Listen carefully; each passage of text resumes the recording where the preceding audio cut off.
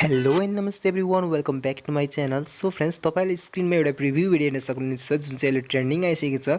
So friends, आजको यस भिडियोमा तपाईलाई म स्टेप बाइ स्टेप बनाउन सिकाउनु छु. यही भिडियो च्यानलमा नयाँ हुनुहुन्छ भने प्लिज सब्स्क्राइब गरेर बेल आइकनलाई दबाइदिनु होला. So friends, let's start the video with short intro.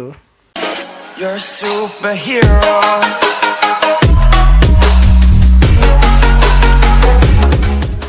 So well friends, हामी चाहिँ आफ्नो मोबाइलको स्क्रिनमा आइसकेको छौँ र सबभन्दा पहिला तपाईले अहिले जुन भिडियो हेर्दै हुनुहुन्छ नि, जस्तो कि तपाईले अहिले मेरो यो भिडियो हेर्दै हुनुहुन्छ, त्यो भिडियोको डेस्क्रिप्सन यसरी चेक गर्नुस् हैन. डेस्क्रिप्सनमा तपाईले लिंक एउटा भेट्न सक्नुहुन्छ XML भन्ने.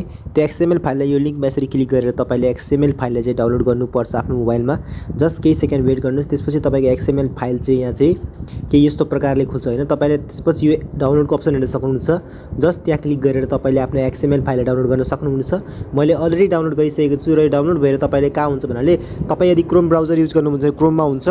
सो मेरो चाहिँ डाउनलोड भएर यहाँ चाहिँ क्रोम ब्राउजरमा सेभ भएको हुन्छ XML लाई चाहिँ. सो यहाँ मेरो एरोमा क्लिक गरेँ, मैले डाउनलोड्समा क्लिक गरेँ. यहाँ चाहिँ मेरो XML छ. XML को नाम रहेको छ छमछम भन्ने, छमछम.xml, अथवा तपाईको माई फाइल्समा पनि हुन सक्छ यो XML. सो यो एरोमा क्लिक गर्नुस्, XML फाइलमा शेयरमा क्लिक गर्नुस्.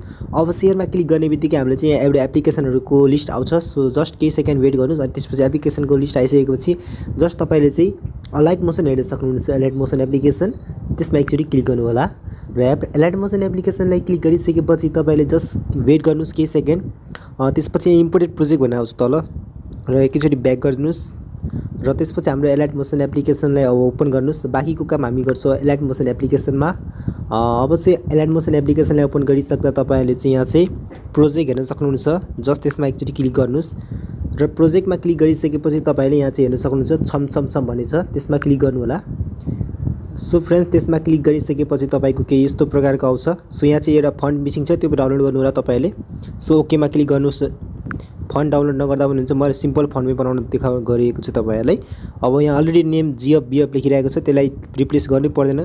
अब जस्ट तपाईले जहाँ यस्तो फोटो लेखेको हेर्न सक्नुहुन्छ, त्यसमा एउटा फोटो राख्नुस्. अब यो फोटोमा हेर्नुस् सबै. त्यसपछि ओके गर्नुस् यसलाई. अब त्यसपछि यो माथिको फोटो भन्नाले कलर एन्ड फिलमा क्लिक गर्नुस्. अब मिडिया नोट फन्टमा क्लिक गर्नुस्. त्यसपछि आफ्नो फोटो सेलेक्ट गर्नु होला. जस्तै कि मैले यो फोटो सेलेक्ट गरे. सो प्लसमा क्लिक गर्नु होला. त्यसपछि फेरि एकचोटी ब्याक गर्नुस्.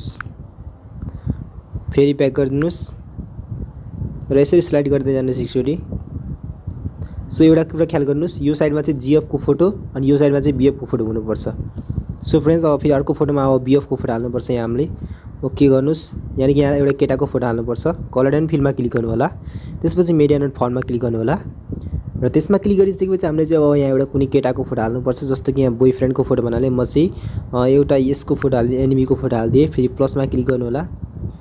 सो फ्रेन्ड्स, यसरी नै तपाईहरुले ब्याक गर्नुस्. अब चाहिँ अब बाकीको काम सजिलो रहेको छ. अब बाकीको काम के रहेछ भन्नाले तपाईहरुले यसरी स्लाइड गर्दै जानुस् हैन. अब एकैचोटी लास्टको अप्सनमा आएर फोटोको अप्सन हुन्छ, त्यसमा तपाईहरुले सब फोटोलाई रिप्लेस गर्नुपर्छ. यसरी सेलेक्ट गर्नु. इमेज जहाँ लेखिरहेको छ जस्ट त्यो अप्सनमा गएर तपाईले फोटोलाई रिप्लेस गर्नुस्. त्यति मात्रै काम रहेको छ अहिलेसम्म. अब सो सबभन्दा पहिला इमेज लेखेको जहाँ छ तपाईले त्यहाँ चाहिँ फोटो रिप्लेस गरिहाल्नुस्. कसरी भन्नाले जस्ट इमेजमा एकचोटी क्लिक गरे, अब फेरि ओके क्लिक गरे, फेरि कलर एन्ड फिल, त्यसपछि मिडिया नोट फन्ट, त्यसपछि एकचोटी केटाको फोटो एकचोटी केटीको फोटो यसरी हाल्नु होला तपाईले आफ्नो स्टाइलले. सो म चाहिँ एनिमीकै फोटो हालिरहेको छु लगातार. सो ब्याक गर्दै मैले अब फेरि एकचोटी ब्याक गर्दिनुस्. अब फेरि यसरी नै हरेक फोटोलाई तपाईले चाहिँ रिप्लेस गर्नुस्. मिडिया नोट फन्टमा क्लिक गरे फेरि. त्यसपछि फेरि एउटा केटीको फोटो हाल्नुस्, यानी कि आफ्नो गर्लफ्रेन्डको फोटो हाल्नु होला. अरु कसैको फोटो हाल्दा पनि हुन्छ. प्लसमा क्लिक गर्नु होला. सो फ्रेन्ड्स, फेरि ब्याक गर्नुस्, फेरि ब्याक गर्नुस्. सो यसरी नै विभिन्न फोटोहरु रहेको छ. सबैलाई तपाईले चाहिँ यहाँ चाहिँ हरेक फोटोलाई रिप्लेस गर्नु होला. म चाहिँ फास्ट फरवर्ड गरेर तपाईलाई देखाउने छु.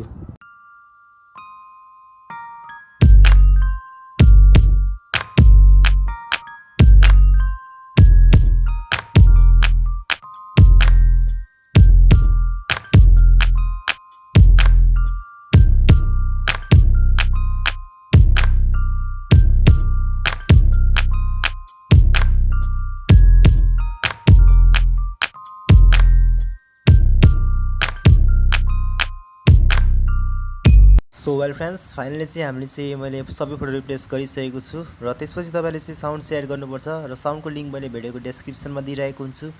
त्यहाँबाट तपाईँले साउन्ड डाउनलोड गर्न सक्नुहुनेछ। साउन्ड कसरी हाल्ने तपाईँले चाहिँ अब एकैचोटि तपाईँले चाहिँ जुन भिडियो मैले दिइरहेको थिएँ त्यो भिडियोको लिङ्क डाउनलोड गर्नु होला। त्यहाँबाट तपाईँले एउटा भिडियो पाउनुहुन्छ साउन्डको लिङ्कबाट। जस्ट प्लसमा क्लिक गर्नुहोस् र त्यसपछि मिडियाको अप्सन हेर्नुहोस्, त्यसमा क्लिक गरेर तपाईँले हेर्न सक्नुहुन्छ। यदि तपाईँको भिडियो यहाँ छ भने यहीँबाट सेलेक्ट गर्नुहोस्, यदि यहाँ भिडियो छैन भने यो एरोमा यसरी क्लिक गरेर यहाँ विभिन्न फोल्डरहरू खुल्छ, त्यहाँबाट तपाईँले आफ्नो भिडियो चाहिँ सेलेक्ट गर्न सक्नुहुनेछ। मेरो चाहिँ भिडियो यही रहेको छ। सो यो भिडियोको लिङ्क चाहिँ डेस्क्रिप्सनमा हुन्छ। सो यसलाई भिडियोलाई सेलेक्ट गरेँ मैले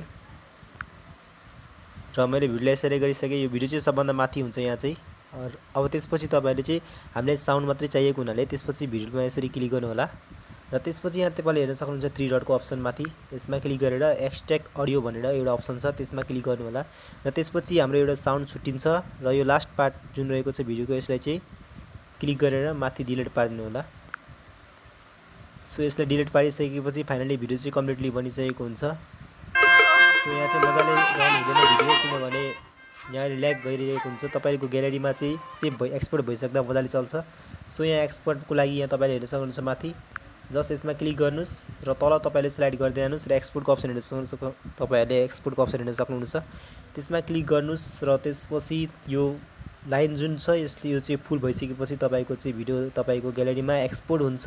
त्यसपछि लास्टमा तपाईँले चाहिँ यहाँ चाहिँ एउटा सेभको आइकन हेर्न सक्नुहुन्छ, त्यसमा क्लिक गर्दा तपाईँको भिडियो त्यसपछि तपाईँको ग्यालेरीमा सेभ हुन्छ। So friends, thanks for watching the video.